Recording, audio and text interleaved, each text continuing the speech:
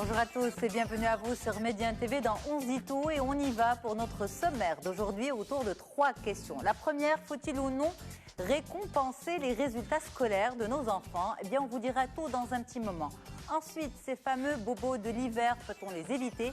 Et puis pour finir, on va se poser cette question en entreprise. Y a-t-il forcément une logique pour une promotion? Eh bien, on verra dans quelques instants. Vous êtes les bienvenus. Ça se passe sur Média TV dans On se dit tout et ça démarre tout de suite. On y va.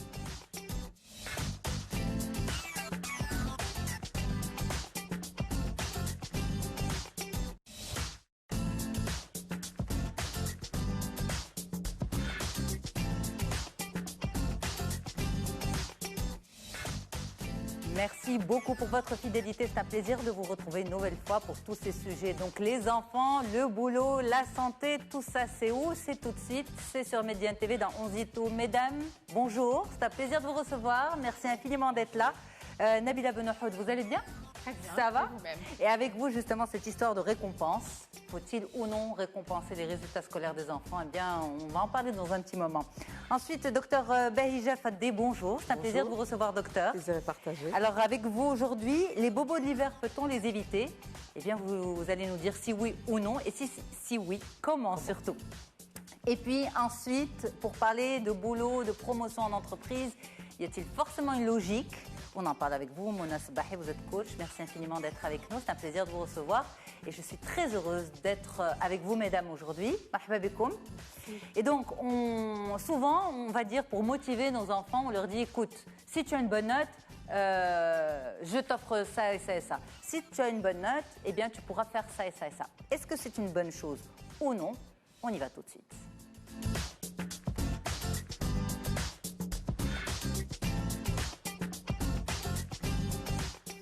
Donc, faut-il ou non récompenser les résultats scolaires des enfants? Nabila Benohoud, oui ou non? Tout dépend. De la demi-mesure d'emblée. Exactement, parce que quand on va dire oui ou non, c'est-à-dire on va être catégorique. Oui. Dans toute chose dans la vie, il faut être modéré. C'est-à-dire la récompense, ça peut être une chose très intéressante, très motivante pour les enfants, mais en même temps, ça peut se transformer en un véritable calvaire et ça peut empêcher l'enfant d'être autonome, responsable. Et là, on pourra tomber dans un piège qu'on a créé nous-mêmes.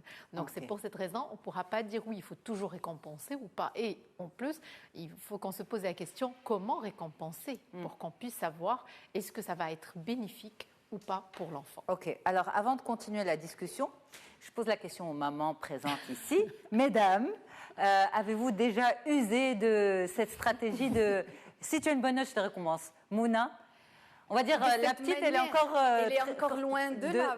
Elle est encore petite. Oui, mais maintenant, il y a toujours des résultats scolaires, des comportements positifs qu'on aimerait bien récompenser. Comme a dit madame, c'est comment récompenser. La récompense, elle est toujours positive. Mais vous lui dites, si tu te tiens bien, non, si le chantage, non. Mais personnellement, quand je vois un comportement positif, je dis, ce que tu as fait là est magnifique et je te fais ça, je t'offre ça. Quand il y a un comportement qui est négatif, je lui fais la remarque aussi, comme quoi, tu sais, ça, c'est pas bien. Et donc là, mais vous êtes coach, hein. C'est bon, donc c'est pas grave. Docteur Bahija Fadé. Moi, je ne suis pas maman. D'accord, pardon. Mais je me rappelle de mon père, l'arhamo, très très jeune, il nous faisait comprendre que nos études, c'est pour nous. D'accord. Et donc, on était pratiquement en compétition avec nous-mêmes. Pas dans la fratrie. Non. Avec vous-même. Avec nous-mêmes, et on savait que c'était pour notre avenir. Je me rappelle que je voulais être médecin depuis que j'avais 7-8 ans. Super. Et chaque fois, sa remarque à lui, c'est si tu ne veux pas faire tes études, tant pis, il n'y a pas de problème. Moi, je te nourris et tant pis pour toi pour la suite. C'est ça. Et ça me revient toujours. Lui, il me nourrit tant que je suis jeune. Âgée, j'ai qu'à me débrouiller. Et donc, très vite et très jeune, 14-15 ans, je commençais à comprendre que je devais absolument voler de mes propres ailes. Et donc, mes études, c'était une priorité. Et il était toujours en conflit avec ma mère. Il ne fallait pas qu'on fasse le ménage, il ne fallait pas qu'on apprenne la couture, il ne fallait pas qu'on apprenne des choses. Il ne fallait pas qu'on apprenne des choses de femmes. Elle tenait à ce qu'on apprenne tout ça. Et au fait, on s'est trouvés, hommes et femmes, on a appris les choses qu'apprennent les hommes et on a appris tout ce que font les femmes. Et pour moi, pour les parents, ils devraient pousser leurs enfants à cette... ils aspirent à leur propre avenir, les responsabiliser assez tôt. Alors, dites-nous, Nabila Benohoud, justement, pourquoi nous, parents, nous nous retrouvons à faire ce chantage, à jouer à cette forme de chantage, comme l'a si bien dit Mouna Sbahi, avec nos enfants. Est-ce qu'on ne sait pas leur montrer comment valoriser le succès, comment valoriser, on va dire, les études? Pourquoi on en arrive à ça? D'abord, pour ne pas faire le procès des parents, tout émane d'une intention positive. On va toujours, en fait, on a toujours cette hantise de vouloir pousser nos enfants à être mieux que nous. On ne pense jamais à les pousser à être mieux qu'eux-mêmes. Donc, à chaque fois, on a envie des fois de réaliser nos rêves à travers nos enfants et on a envie de voir un enfant presque parfait. Je mets en fait entre guillemets presque parfait. Donc, des fois, sans le vouloir, on va les pousser en leur montrant toujours la carotte. Tenez, bon, si tu fais ceci, tu vas avoir cela. Et là, le problème qui va se poser, c'est que cet enfant on pourra détruire le développement chez l'enfant de manière à ce qu'il va devenir un enfant qui n'est pas responsable de son propre avenir, qui n'est pas autonome et qui va toujours conditionner son travail par quelque chose d'autre. Mais ça ne veut pas dire que tous les parents ratent cette mission. Non, on est là, l'enfant va toujours grandir sous notre regard et l'enfant, ça lui fait plaisir de nous montrer qu'il est en train de grandir, d'avancer et de faire des choses merveilleuses. Donc n'importe quelle réalisation, quelle qu'elle soit cette réalisation, quelle qu'elle soit minime, donc est très importante pour lui et très importante pour nous aussi. Et donc dans ce cas-là, on doit aller pas à pas avec l'enfant pour qu'on puisse l'amener justement à atteindre ses propres objectifs qu'on va essayer dès le départ en fait à fixer avec lui, c'est-à-dire avant que l'enfant n'entame son année scolaire par exemple, il faut qu'on se mette ensemble pour lui dire alors quels sont les objectifs de cette année, qu'est-ce que tu comptes faire, même s'il est petit, même si on croit qu'un enfant de 5 ans, de 6 ans ne sait pas, mais il sait très bien le faire, il va s'exprimer. Docteur a dit tout à l'heure qu'à l'âge de 7 ans, 8 ans, il avait déjà cette idée de devenir médecin, ben, tout simplement, elle s'est fixé l'objectif et elle a travaillé pour pouvoir atteindre cet objectif.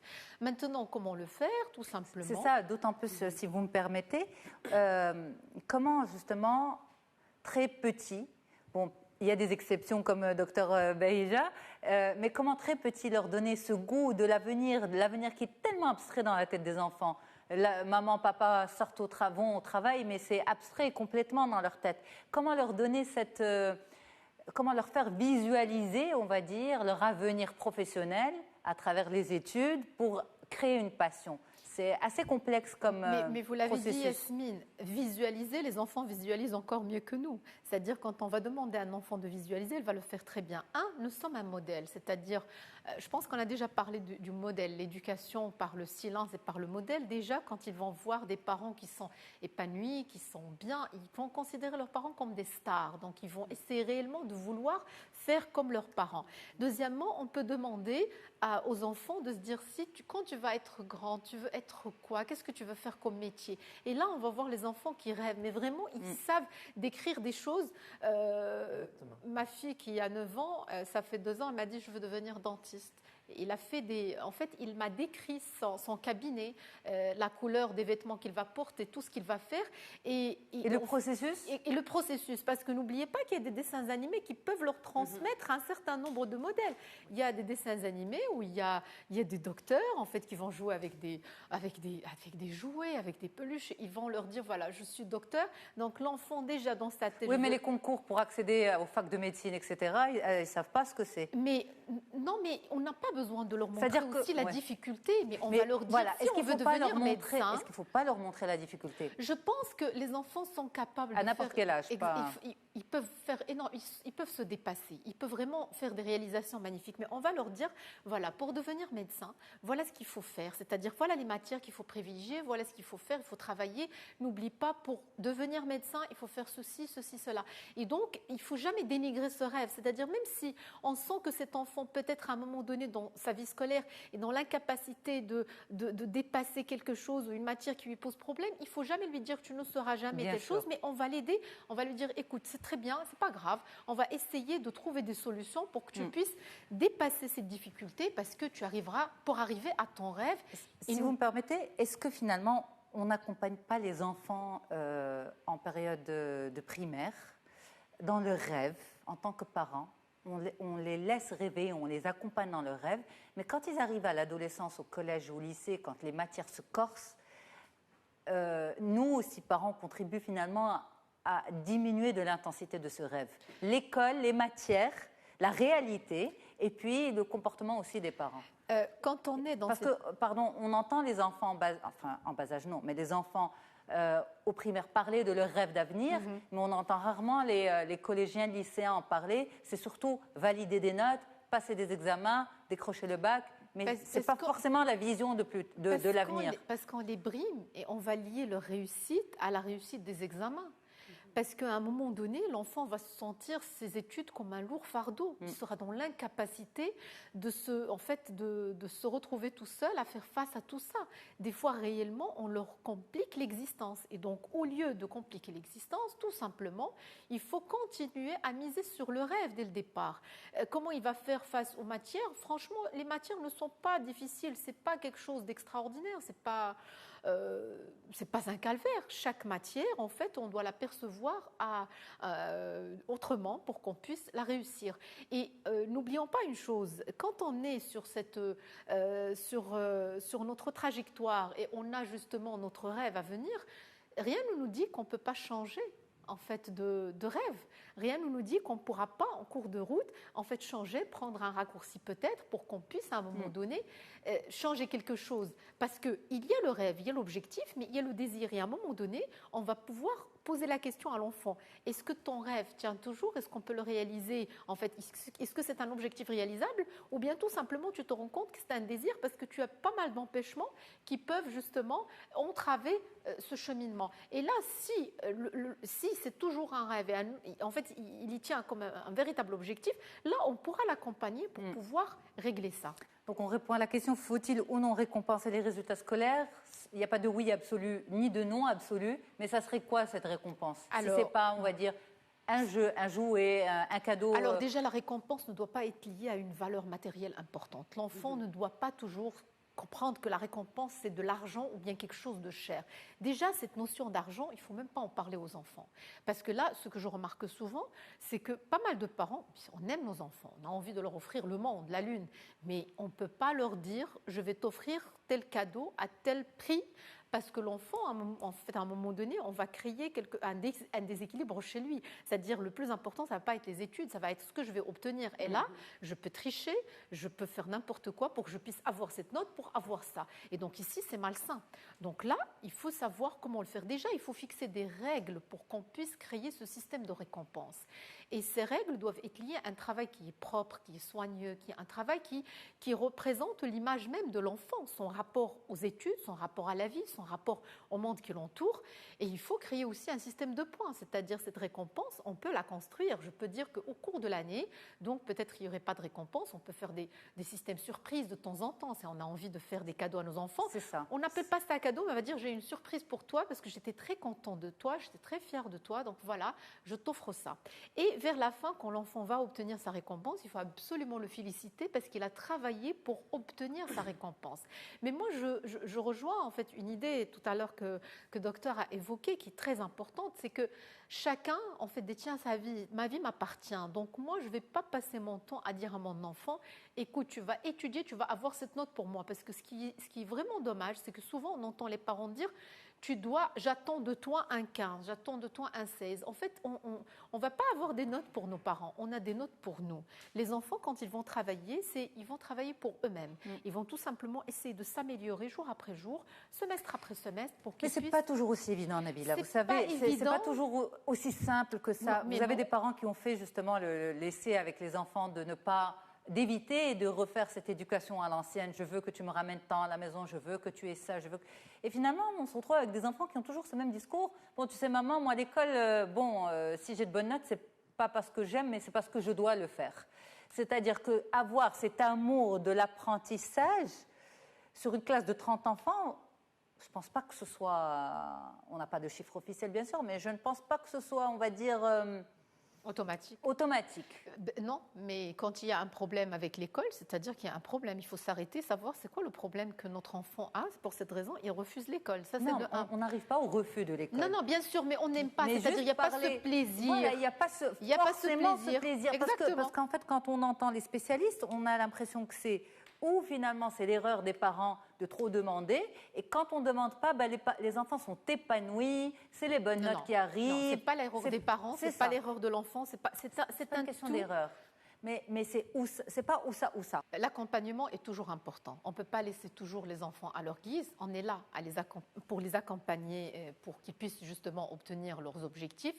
Mais en même temps, ce n'est pas toujours la faute à une seule personne. C'est un environnement tout entier qui va rentrer en interaction pour qu'il puisse permettre à cet enfant d'avancer. Par moment, on a des problèmes. En fait, au niveau des études, il y a des enfants qui peuvent se sentir mal dans leur peau, surtout au niveau de l'adolescence. C'est pas la faute aux parents, c'est pas la faute à l'école, c'est pas la faute à l'enfant, mais c'est un tout. Des fois, il y a des interactions qui peuvent nous empêcher de comprendre ce qui s'est passé. C'est pour cette raison, si on ressent ça, il faut s'arrêter pour pouvoir se poser des questions et mieux accompagner l'enfant pour qu'il puisse et non pas lui dire si tu as de bonnes notes, tu auras la dernière console de jeu. Alors, on a une question de la part de Leïla qui vous dit « Mon fils a 12 ans et pour moi, lorsque je lui promets une récompense, je lui donne un objectif. » C'est possible, mais il ne faut pas que ça soit toujours systématique, parce que sinon l'enfant n'atteindra pas l'objectif s'il n'y a pas de récompense. C'est ça le problème. Et c'est ça l'erreur. Et Khalid vous dit, même les salariés travaillent pour un salaire, voire un bonus, donc pourquoi pas une reconnaissance matérielle pour les enfants? Mais les salariés ne travaillent pas toujours pour une reconnaissance matérielle, mais plutôt la reconnaissance, l'estime de soi. C'est-à-dire qu'il n'y a pas toujours, c'est pas toujours le matériel qui pousse les gens à travailler. Oui. Et c'est justement ça. Si on enlève cette notion matérielle de la récompense, ça serait très très bien. C'est ça. Mesdames, un petit mot à rajouter à ce sujet? Moi, je dis que l'enfant, c'est comme la fusée. Il faut lui donner sa vitesse initiale. Une fois qu'il est sur l'orbite, il tourne de lui-même. Il faut lui donner le goût de l'école, l'envie d'être le meilleur, l'envie d'être avec ses copains. Peut-être s'il ne réussit pas, il va se retrouver avec les bébés. Des petites choses. Selon cette carotte, elle doit être plutôt subjective, mais pas objective. Et faire toujours la comparaison entre lui et les autres. Peut-être que ça, les spécialistes, je ne pense pas qu'ils seront... Ça dépend de l'enfant, de son éducation. Des fois, c'est une comparaison, des fois, c'est une petite carotte, des fois, c'est l'appréciation devant les gens. Mon fils, il a eu telle moyenne. L'enfant... Il faut le regarder, il jubile quand les parents sont fiers de lui. Des fois, c'est que cette fierté, il l'attend. Donc, ça dépend de chaque enfant, c'est pas de son éducation dès le départ, comment il a été. Et si on commence par donner de la récompense qui est vraiment matérialisée, on est obligé de continuer. C'est pour ça qu'il ne faudrait pas tomber dans cet excès. Mouna, un petit mot là-dessus? Moi, je dirais qu'il y a même des parents qui culpabilisent quand ils n'ont pas assez de moyens financiers pour récompenser financièrement, matériellement leurs enfants. Et ça aussi, ça pose problème, parce qu'il y a toujours de la frustration dans la relation avec l'enfant. Donc, au lieu de se concentrer trop sur la relation matérielle, cultivons la relation immatérielle, cultivons la relation, l'affection avec l'enfant, un espace commun, passer un moment ensemble, faire une activité ensemble. Ça aussi, c'est une très belle récompense. Tout à fait. Merci infiniment, Nabila Benouhoud. On reste ensemble, on continue l'émission et on va parler des bobos de l'hiver tout de suite.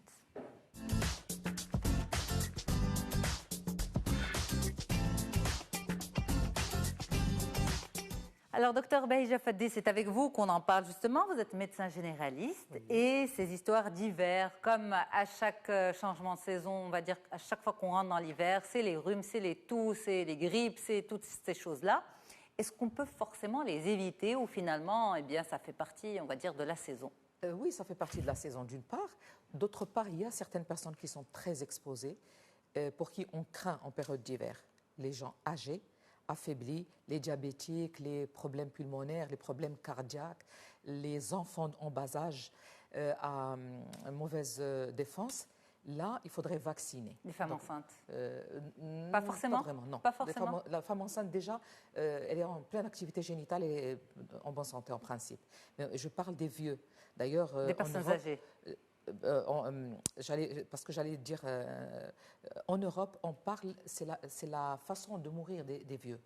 C'est les grippes hivernales. Et c'est pour ça qu'il faudrait absolument penser à vacciner toutes les personnes à risque. Les personnes à risque, c'est les personnes âgées, les diabétiques, les problèmes pulmonaires, les problèmes cardiaques. Il vaudrait mieux qu'ils soient vaccinés. Ça, c'est les fumeurs? Ça dépend de l'âge aussi. Hein. Parce que les fumeurs, souvent, ils ont une petite santé. Hein. Ils fument beaucoup, ils ont des poumons qui sont encombrés. Ils ont des poumons encombrés, c'est surtout ça. Et quand je parle des problèmes pulmonaires... Arrêter de fumer et se faire vacciner, les deux. Même le tabagique, quand il a trop atteint ses poumons, donc c'est une personne aussi à risque. Donc moi, j'englobe le tout. Mais il faut qu'ils l'entendent. Parce que les fumeurs ne se pensent pas personne à risque. Je ne sais pas. Moi, je dis, le fumeur, c'est quelqu'un qui ne s'aime pas. Il sait qu'il se nuit, mais il continue. Et en plus, il dépense de l'argent pour ça. Ouais. Alors, en parlant de l'acte médical, la vaccination pour les personnes à risque, il y a les autres personnes. Chauffer la maison, par exemple, si on a une cheminée ou un radiateur, mettre une bassine d'eau pour humidifier l'air, oui, pour pas respirer de l'air sec, ne pas sortir d'un endroit trop chaud à trop froid et de trop froid à trop chaud, avoir le réflexe des gens qui ont des rhinites allergiques, des faiblesses ORL, qui font souvent les pharyngites, les laryngites, les bronchites, les rhinites allergiques. Il faudrait avoir le réflexe d'avoir une châle, un châle plutôt, et respirer dedans. D'accord. Alors, par rapport à ce point-là, justement, en fait, on a l'impression que plus on se protège, et plus on devient fragile. C'est-à-dire qu'on se dit, si je mets une écharpe autour du cou, je vais chauffer mon cou. Et donc, en sortant, oui, d'accord, il est protégé, mais quand je vais rentrer à l'intérieur et que je vais l'enlever, il va y avoir un courant d'air et je vais prendre au cou, au niveau de la gorge. Justement, j'ai dit, quand on passe d'un endroit trop chaud à un froid, il vaut mieux respirer dans le châle. Et le garder ? Et le garder juste le temps de passage du chaud au froid. Le temps de sortir, par exemple, du bureau à la voiture, en descendant de la voiture pour la maison. C'est l'air frais. Cette différence de température, il y a des gens qui se chauffent la voiture. Ou alors ils sont chauffés au bureau. Et quand ils sortent chez eux, c'est cette différence de température qui... Mais par exemple, vous avez une écharpe autour du cou, vous rentrez à la maison. Non, à la maison, ça y est. Est-ce que vous pouvez l'enlever ? Oui, ça y est. Il n'y a pas de souci. La maison, il n'y a pas de courant d'air. Il n'y a pas de courant d'air. Voilà, on est dans les différences de température. Après, pour l'habillement, il ne faut pas s'habiller trop chaud, ça fait suer. Il faut porter des habits en coton, même plusieurs couches. Comme ça, il y en a une qui absorbe l'humidité et les autres qui couvrent. Qui protègent. Qui protègent. Quand on est habillé en maille, elle est pratiquement toute trouée, elle chauffe beaucoup et là, cette différence de température, c'est là où on attrape froid. Et éviter d'être chez les gens enrhumés, même un bébé qui est enrhumé, il faudrait aller le traiter, voir quelqu'un qui tousse et rester à côté, et même la personne qui est malade, qui tousse, elle ne fait pas la bise, elle ne serre pas la main, quand elle se mouche, qu'elle se mouche dans un mouchoir et qu'elle le jette dans une poubelle fermée. C'est des gestes citoyennes plutôt. Hein, c'est ça, tout à fait. C'est des gestes, tout à fait. Vous avez raison de mettre ce terme, c'est des gestes citoyens, absolument. Il se pourrait que la personne qui rentre chez le malade, qu'elle ait honte de ne pas dire bonjour, de ne pas saluer, eh ben, c'est au malade de lui dire non, je suis enrhumé, je ne te serre même pas la main. Il faut avoir ces petits gestes, je dirais civisme ou gentillesse pour ne pas contaminer l'autre personne. C'est ça. Et surtout se laver les mains, parce qu'il y a le rotavirus aussi, ça ne se manifeste pas par un problème pulmonaire, ça se manifeste plutôt par des diarrhées, par un problème intestinal et gastrique. Et donc, on peut ne pas se rendre compte qu'on est contagieux et qu'on ne se lave pas les mains quand on sort des toilettes ou quand on se touche la bouche, et on risque de contaminer ses proches. Alors, mesdames, est-ce que vous aussi, vous avez vos astuces anti-bobo de l'hiver ? Moi, c'est surtout, je pense toujours aux tisanes. Quand l'hiver commence, c'est vraiment les petites tisanes. À chaque fois qu'on sent qu'il y a, en fait, je sens que je vais attraper froid, c'est-à-dire le soir, je veux utiliser une petite tisane, les douches, en fait. Par exemple, quand je suis trempée, c'est automatiquement sous la douche pour ne pas tomber malade. Mais moi, l'histoire de l'écharpe, c'est toujours le cas. Je n'aime jamais mettre des cols roulés. Ouais, je ne supporte pas, mais je mets en fait une chemise, un pull normal avec l'écharpe. Et franchement, ce n'est pas ça qui me fait tomber malade. Non. Donc l'écharpe, c'est quelque chose qui est très sympa. Donc, le col roulé, c'est dangereux ou pas ? Oui. Le col roulé, il faudrait toujours le changer après un bain chaud pour s'habiller encore convenablement, et il faudrait avoir l'échange. Par exemple, si le matin je suis avec un col roulé, il ne faut pas que je me mette l'après-midi avec un col levé. C'est sûr qu'on va attraper froid. C'est toujours les changements de température aussi, Brito. Alors, il y a aussi les enfants. On en parle juste après une courte pause. Pourquoi? Parce que ça, c'est aussi un gros souci pour les parents. À tout de suite. Merci infiniment d'être avec nous. Allez, on a marqué notre pause et on revient pour la deuxième partie d'On dit tout pour aujourd'hui. Alors, nous avons parlé de quoi jusque-là? Nous avons fait le point sur les récompenses des résultats scolaires. Faut-il ou non récompenser les résultats scolaires des enfants? Faut-il les motiver par des récompenses? Eh bien, Madame Nabila Benoud, ici présente, nous a dit que, en fait, il faut éviter les récompenses matérielles. Mais en tout cas, si vous voulez en savoir plus, l'émission sera dans quelques instants sur notre site mediantv.com. Et puis, dans un petit moment, nous parlerons boulot. Y a-t-il forcément une promotion en entreprise ou une logique, en termes de promotion? Eh bien, on en parlera avec vous, Mouna Sabahi. Mais pour l'heure, on attaque les virus et les maladies de l'hiver avec vous, docteur Bahija Faddi. Les bobos de l'hiver, peut-on les éviter? On a surtout parlé des adultes et des personnes, on va dire, fragiles. Mais les enfants, c'est toute une histoire. Ouais. Alors, surtout, première année d'entrée en crèche pour les petits. Donc, il y a une maman à côté qui dit... Contamination croisée. Contamination croisée, exactement. Contamination croisée, hiver. Bref, on ne sait pas quoi faire. Est-ce qu'il faut les laisser faire leur immunité avec cet hiver qui s'installe aussi? Ou bien, il faut essayer de les protéger parce qu'on se retrouve avec des enfants qui tombent malades toutes les 2 semaines. Alors, il y a un petit problème, c'est les mamans, elles découvrent son enfant un peu fébrile, un peu enrhumé, et elles l'emmènent quand même en crèche. Il n'y a personne pour le garder. Et c'est comme si on a fait rentrer un petit virus au sein de la crèche, ambulant au sein de la crèche.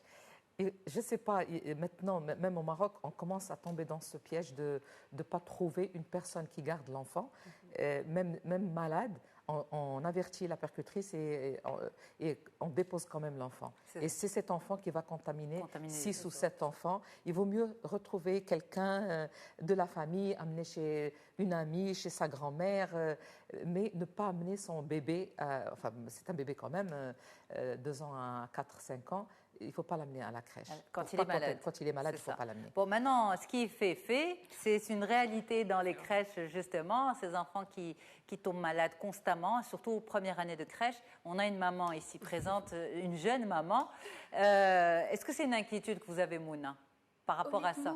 Non. L'inquiétude, elle passe avec le premier, je crois. Oui, et en plus, je me dis c'est un processus normal. Il va travailler un petit peu son immunité, le contact avec les enfants, etc. Mais moi, je suis très vigilante. Par exemple, si je remarque chez elle les premiers symptômes, elle doit se reposer. Déjà, pour les adultes, ils doivent se reposer. Alors, pour un enfant, c'est encore plus important. Et je me dis qu'il faut s'inscrire plus dans la proactivité.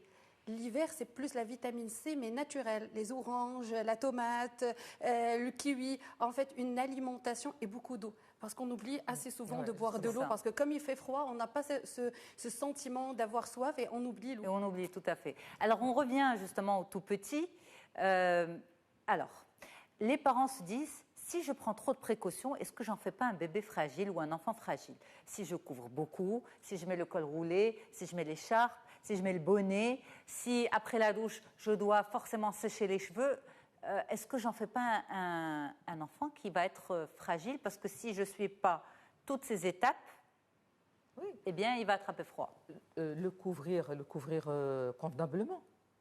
Je n'ai pas besoin de le rendre malade pour qu'il se fasse son immunité. Il faudrait juste l'habiller convenablement. Les enfants, c'est très facile à voir. Ils ont les extrémités très froides et le nez qui est trop froid. C'est-à-dire qu'ils sont mal habillés.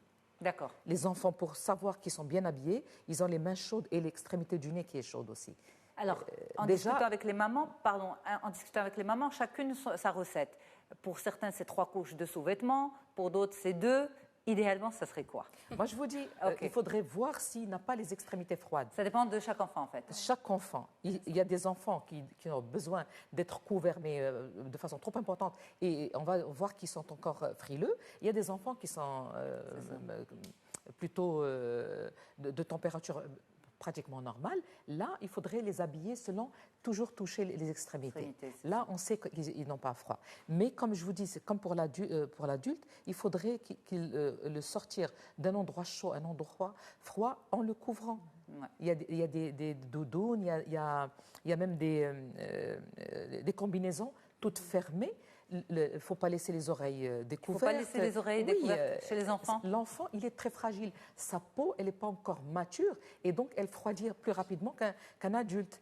L'adulte, même quand ses extrémités sont froides, il garde la chaleur au niveau de son noyau central. L'enfant, si son corps, il est trop petit et donc si ses extrémités sont froides, il y a une grande partie de son corps qui est froide. Là, il faudrait éviter. Et comme a dit madame, pour l'alimentation, déjà, rien que la nature, il faut voir, on a beaucoup de fruits de saison pleins de vitamine C. Il faudrait savoir donner des jus d'orange, les kiwis, comme elle a dit. Donc, l'alimentation et les précautions. C'est ça. Et surtout, si jamais l'enfant il est malade, il faut savoir le risque de la fièvre chez l'enfant de moins de 5 ans. Il y a le risque de convulsion. C'est pas moins de 3 ans?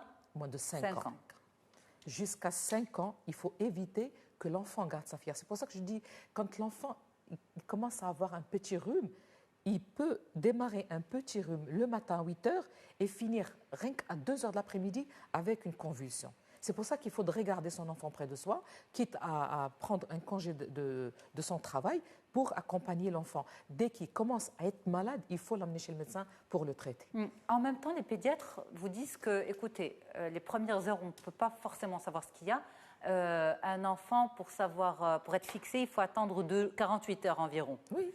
Mais pendant ce temps, il faudrait prendre sa température, il faudrait donner quand même de la paracétamol, le couvrir un peu plus, lui donner quelque chose de chaud, éviter que ça s'aggrave.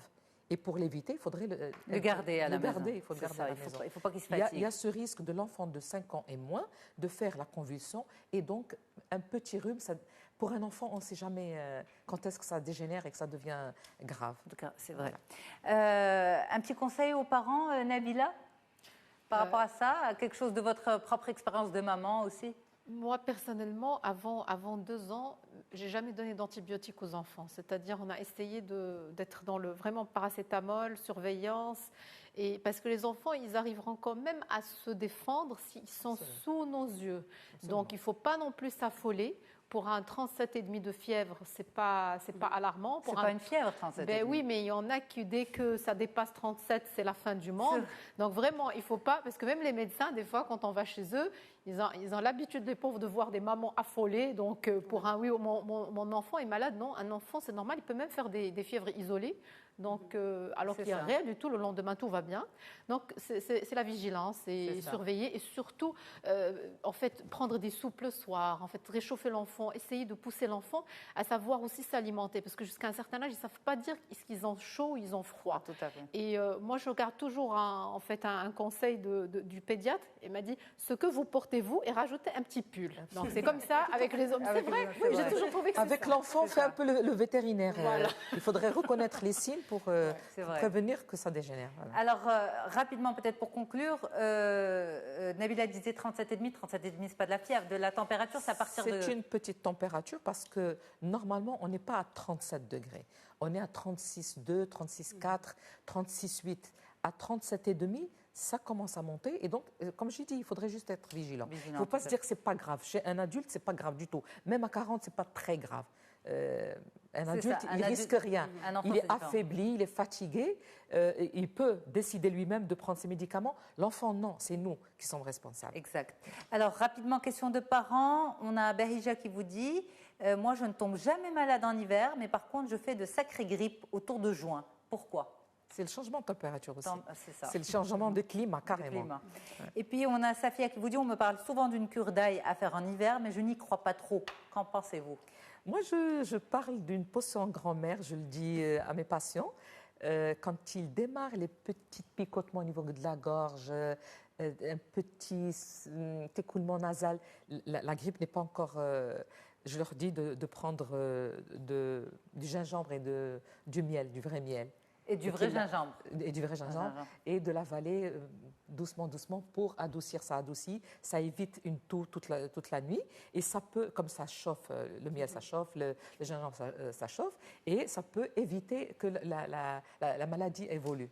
Ok, parfait. Merci beaucoup, docteur et mesdames, pour vos précieux conseils. On va cette fois-ci parler de boulot. Et c'est avec vous, Mouna Sabahi.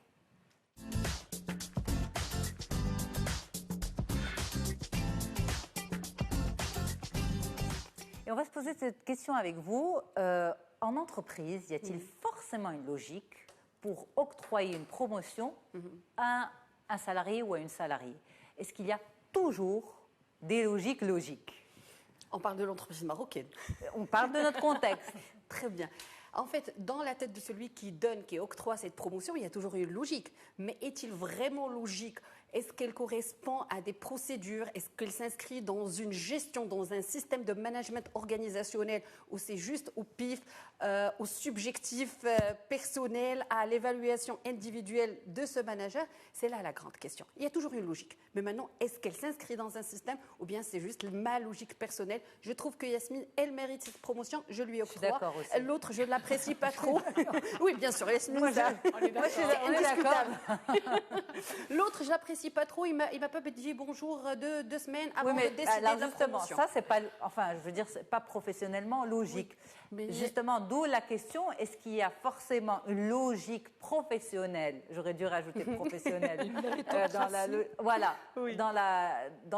Quand on octroie une promotion à quelqu'un, ou bien il y a des choses qu'on ne comprend pas forcément en tant qu'équipe.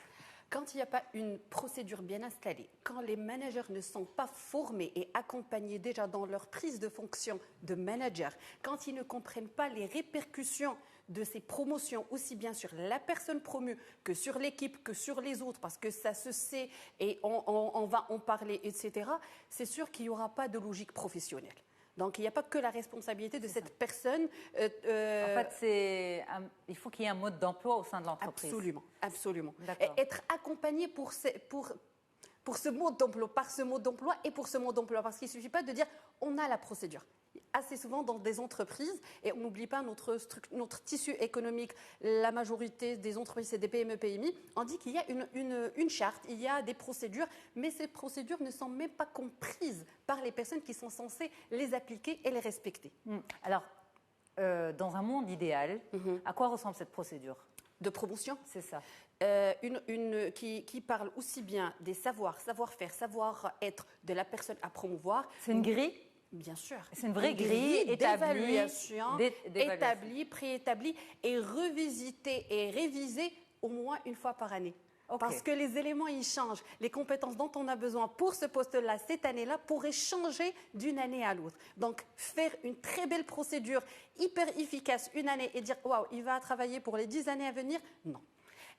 Ça ne suffit pas de dire qu'on a la meilleure des procédures, mais il faut former et faire comprendre cette procédure aux personnes qui vont décider. Parce qu'après, on va se retrouver, oui, la procédure, elle est là. Maintenant, je pense qu'on va rentrer, qu'on le veuille ou pas, dans le subjectif. Et surtout dans des évaluations de la dernière minute. Comme j'ai dit l'exemple de « il ne m'a pas dit bonjour », les objectifs du dernier mois n'étaient pas atteints, mais j'oubliais qu'il y avait 11 mois avant le dernier mois d'évaluation. Il n'était pas très performant par rapport à ça, mais dans ce poste-là, dans cette promotion, est-ce qu'on a besoin de cette performance ou bien c'est les autres qualités, les autres objectifs atteints qui vont vraiment faire la différence? Exact, c'est ça en fait. Mais de par votre expérience sur le terrain, vous êtes une spécialiste en RH. Qu'est-ce que vous constatez? Assez souvent, et ça c'est un élément qui pourrait vraiment nuire à l'entreprise tout entière. Soit il y a le subjectif, donc cette personne, elle me paraît dynamique, elle est là, elle collabore, elle reste après les heures de travail, etc. Soit on se base sur les années d'ancienneté, qui ne veulent absolument rien dire la majorité du temps. Parce que vous pouvez bien avoir 20 ans d'ancienneté, mais avec 2 ans d'expérience, on le dit, on le redit et on le répète assez souvent. Donc l'ancienneté ne justifie pas votre capacité et votre crédibilité pour avoir cette promotion. En plus, quand il s'agit d'une promotion vers un poste de management, parce qu'il y a différentes promotions, on peut passer d'un poste à l'autre, mais il y a des promotions qui vont dans le sens vers des postes de management. Et dans ce cas-là, ce n'est pas parce que vous êtes le meilleur technicien dans la production, que vous êtes super calé dans la production, que vous allez être un très bon manager. Et assez souvent, la promotion est donnée à celui qui excelle techniquement. Voilà. Et ça, c'est nuisible aussi bien pour cette personne qui excelle dans la production que pour l'entreprise. Parce que si je viens juste vers une personne qui est techniquement très forte et je lui donne cette promotion vers un poste de management, d'abord, je lui ôte ce plaisir et cette production-là. Et donc, je me retrouve avec une personne qui est censée faire aux autres, qui va mettre la main forcément à la pâte si elle n'est pas bien accompagnée pour prendre ce poste de management. Ok, donc finalement, il faut qu'il y ait un cadrage pour donner une promotion, Absolument. mais il faut aussi un accompagnement à la personne promue. Est-ce que ça existe dans nos entreprises? Ça va, ça existe, pas dans toutes les entreprises, pas de la meilleure manière possible, mais quand même, on peut dire que ça commence à être un sujet assez intéressant parce qu'il ne suffit pas de donner une promotion. Ok, mais pendant longtemps, ça a été ça. Du jour au lendemain, on se retrouve promu. Exactement. Mais promu, ça veut dire quoi? Justement, promu, ça veut dire quoi? C'est-à-dire au-delà du titre et peut-être de la rémunération qui va avec, mais ça veut dire quoi une promotion? C'est avoir plus de responsabilités. En fait, ça. c'est sa promotion qui va aussi avec des rétributions supérieures. Puisque vous allez avoir plus de responsabilités, il y aura plus de rétributions, il y aura un statut social qui va avec. Mais justement, pourquoi je vous dis ça veut dire quoi? Parce qu'il y a forcément plus de responsabilités. Mais est-ce que du jour au lendemain, on a cette maturité cérébrale pour gérer ce plus de responsabilités? Normalement, tu auras plus de responsabilités par rapport à des axes ou des tâches et d'autres vont disparaître naturellement parce que vous êtes censé les déléguer à vos nouveaux collaborateurs. Censé, voilà. Pourquoi je l'ai dit? J'ai dit tout à l'heure que si on n'est pas bien accompagné pour cette prise de fonction, on va être vraiment attaché à ses anciennes habitudes, à son ancien travail, à sa production parce qu'on a obtenu cette promotion grâce à cette production, à ces manières de faire. Qui ne sont pas forcément les bonnes manières quand on est un manager. Quand vous dites qu'il faut être accompagné, c'est par qui, comment, où? Il y a une responsabilité de l'entreprise et une responsabilité personnelle. Parce qu'une entreprise qui est dans cette logique de promouvoir, d'accompagner ses salariés, d'avoir une gestion active de carrière, un suivi, c'est normal, quand il y a une prise de fonction, il faut un accompagnement. Des fois, c'est par le mentoring. Par une personne qui a plus d'âge, plus d'ancienneté, plus d'expérience effective dans la structure en général, pas forcément dans le poste que vous allez occuper une fois promu, qui va vous accompagner pendant une année dans cette prise de nouvelles responsabilités. Sinon, il y a aussi une responsabilité personnelle. Il faut savoir travailler sur soi-même et se dire, voilà, je me prends en charge, je sais que j'ai obtenu cette promotion, c'est magnifique, je l'ai mérité, maintenant, est-ce que je pourrais bien l'assumer? Mais est-ce qu'on n'est pas supposé anticiper la prise de fonction? Justement, normalement, une promotion est annoncée combien de temps avant la prise de fonction? Ça dépend. Ça vraiment, là, il y en a de toutes les catégories, de tous les cas. Des fois, dans l'entreprise, on viendra, on vous appellera, on fassera une réunion avec vous, on vous dira que voilà, on va faire ça, est-ce que vous êtes intéressé? Il y aura cette promotion. Parce que des fois, la promotion, elle est liée aussi à un changement de poste carrément géographique. Genre, vous allez être promu dans une autre ville, etc. Et on ne parle pas de la promotion punition. C'est la promotion vraiment. Voilà, c'est pas vous êtes sur Rabat, je vais vous promouvoir 500 km plus loin et vous avez toute votre vie qui est déjà installée ici. Donc, il y aura une discussion, on va parler des tenants aboutissants et vous direz que la prise de fonction effective sera par exemple dans 6 mois, dans 3 mois, etc. Ça, c'est l'idéal. Ça, c'est le top. Ça, c'est l'idéal. Ça permet à la personne de se préparer, de suivre la formation nécessaire. Mais il y aura une personne qui occupe déjà le poste et on peut faire de la passation et voir comment elle réussit son poste, etc. Et la passation va se faire en douceur et les gens ne vont pas être... Parce que la personne elle-même, elle a sa propre culture. Bien sûr. Donc, une personne qui disparaît de son poste et une personne qui vient comme ça parachuter, ça risque vraiment de créer des problèmes dans l'ambiance générale de l'équipe. Et qui dit ambiance générale de l'équipe, dit performance, dit productivité, dit en fait impact pécunier et impact financier sur toute l'entreprise. Est-ce qu'on a le droit de refuser une promotion ? Et ça se refuse. Mais pourquoi pas? Justement, si par exemple la personne n'a pas envie de ce genre de responsabilité, on peut le discuter. Oui, qui ne savent pas donner des ordres, qui ne savent pas. C'est ça, qui ne savent pas dans leur autres. Il faut savoir le dire. Par exemple, vous avez des personnes qui adorent leur boulot, la production, etc., qui ne se voient pas dans autre chose, qui se voient dans leur métier et pas à gérer des équipes et pas à sortir du quotidien de leur travail. C'est pourquoi on ne reçoit pas une promotion par lettre postale ou par email. Genre, le bon matin, tu te réveilles et tu te retrouves avec une promotion. Ça se discute. Et ça s'accompagne. C'est ça. Et donc, si je n'ai pas envie d'avoir ce poste de management parce que je m'éclate dans le poste de production, il faut savoir se l'assumer et bien sûr refuser une telle promotion si elle m'écarte et elle m'éloigne de ce que je fais. Et je le fais bien et je m'éclate, c'est quelque chose qui est épanouissant pour moi. Est-ce qu'aussi, une personne peut le refuser parce que ça va perturber son quotidien? Je prends un exemple. Vous avez un salarié de banque qui n'a pas envie de devenir, par exemple, directeur d'agence ou directrice d'agence parce que forcément, ça engage plus de disponibilité professionnelle, plus d'engagement, plus de responsabilité, etc. Et que cette personne n'a pas envie. Elle a envie de rester salarié de cette agence ou caissier ou chargé de clientèle, etc. Donc, même à titre personnel, pas uniquement par rapport à des compétences professionnelles, mais aussi pour des raisons personnelles. Ben oui, parce qu'une promotion, il aura forcément un impact sur la vie personnelle et sur le quotidien familial de la personne. Donc, dans ce cas-là, le cas que tu as relayé, Yasmine, il relève des banques. Et là, quand tu signes ton contrat, il y a des clauses. Il faut savoir discuter ou bien assumer, parce que des fois, une telle nomination, il vient de manière presque automatique. C'est ça. Donc, dans ce cas-là, elle s'impose à toi. C'est pourquoi, une fois on postule chez une organisation, et quand on a son contrat de travail, il faut savoir bien le lire. Parce qu'une fois que tu as signé, c'est bon, tu es censé respecter. C'est partie du circuit. Voilà. Alors, les questions de nos téléspectateurs. Nous avons Mehdi qui vous dit « Ma boss m'avait promis une promotion, mais les annonces ont été faites et je n'y figure pas. Dois-je lui en parler ?» Bien sûr. Bien sûr. Mais comment ?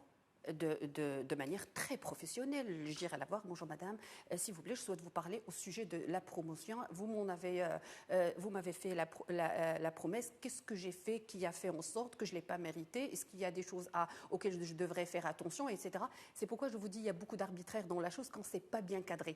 Ça, c'est de l'arbitraire. Je vous lance une promesse. J'ai l'impression que c'est comme la récompense qu'on lance aux enfants. Travaille plus, si tu as telle note, tu vas avoir ça, et une fois que tu as ta note, je dis, bon, c'est pas grave. Hein, ça sera pour la prochaine fois. Exactement, c'est ça. Alors, on a aussi Hiba qui vous dit, je suis la plus jeune de l'équipe et j'ai été promue, mais mes collègues estiment que je ne le mérite pas. Dois-je crever l'abcès avec eux?